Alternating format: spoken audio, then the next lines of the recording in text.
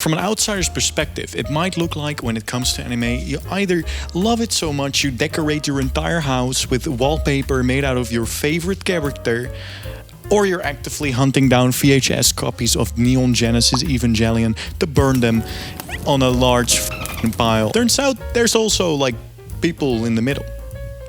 I'm talking about myself, of course. It took me a while to really get into it though, since, when I was a little kid, I primarily watched stuff in a very specific subgenre.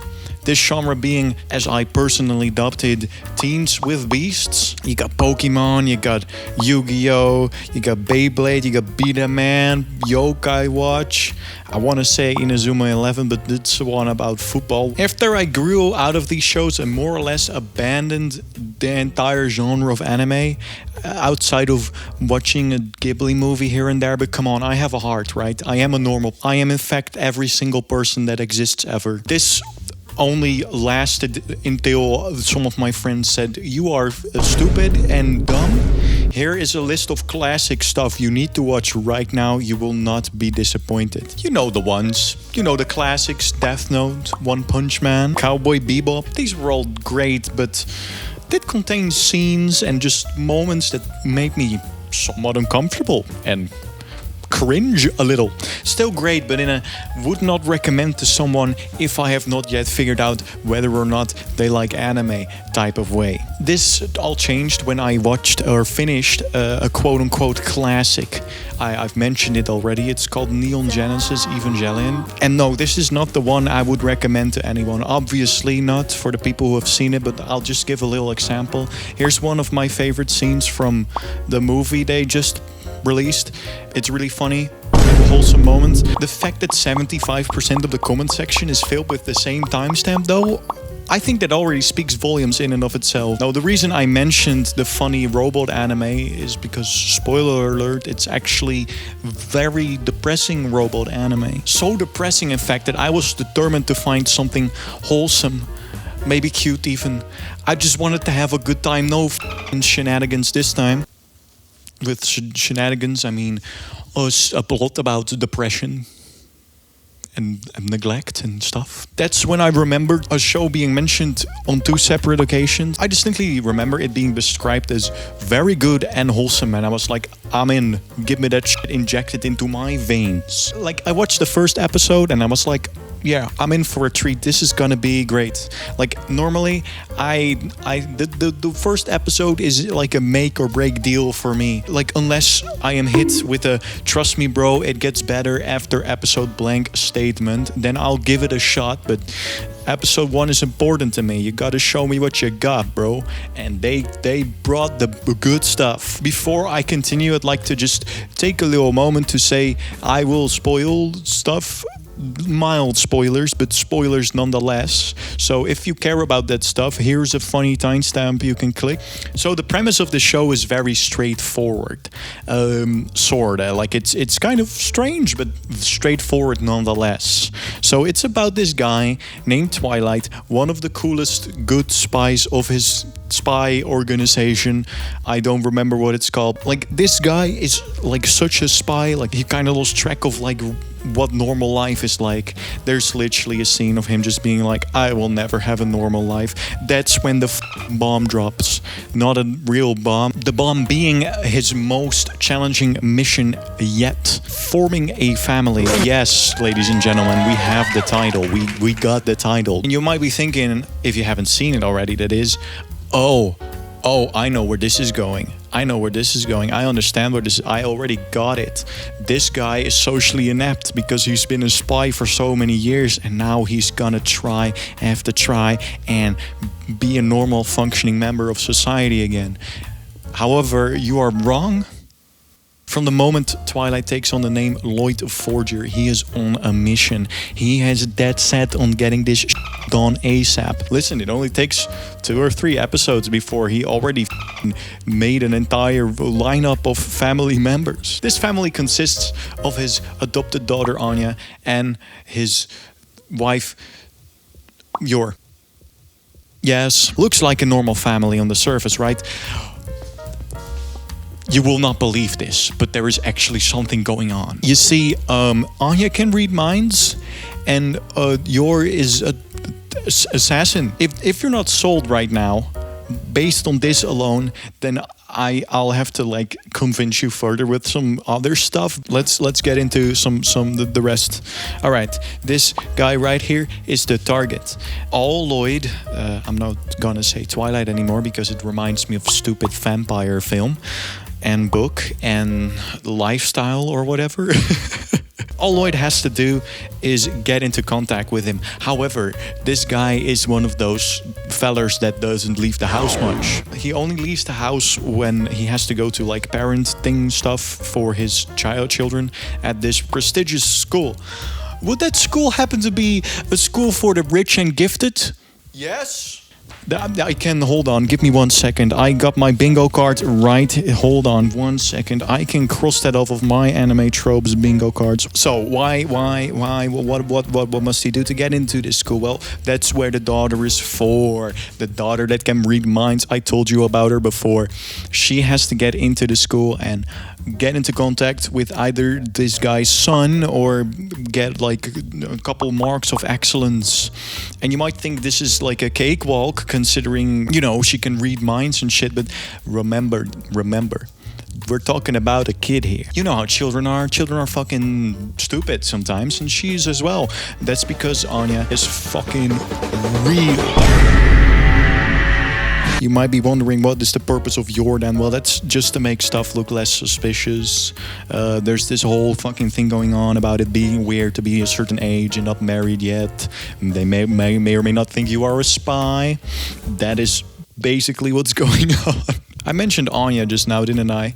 Yeah, so Anya is actually like the first reason why I would recommend this show to anyone. Anya is really fucking funny. Like consistently funny. So you know how she can read minds, yeah? So let's just say these two characters think about the most fucking bizarre stuff, because they do. Like, we're talking about a spy and an assassin here. She knows what the hell is going on. She's the only one who does. That's because she's literally me and you, basically the viewer. She knows what the fuck is up and responds accordingly. I mean, oh my god, can we just get a Vine boom for this one? I mean, come on. I think Anya deserves the funniest character award. Can we get a round of applause? Thank you very much. In the first season, we get a little bit of background about her powers. Like, there are scenes that are kind of hinting at something more going on. And it's really interesting. And they're not like going full 100% sicko mode on that yet. So they're kind of just reserving that stuff for later, which I love, which is great. They're gradually building a story instead of just dumping a bunch of information on my head. Regarding this mystery, you might be thinking, wanyay, if you really want to know what's going on, just read the manga. And the thing is, I would, but I think the animation in this is really fucking great. So I could read it, but I could also just enjoy this. And that brings me to my second point, actually, now that I'm talking about this. What a coincidence. It's not like I'm reading from a script or something. I want to talk about the animation a little bit. You see, I know how animation works.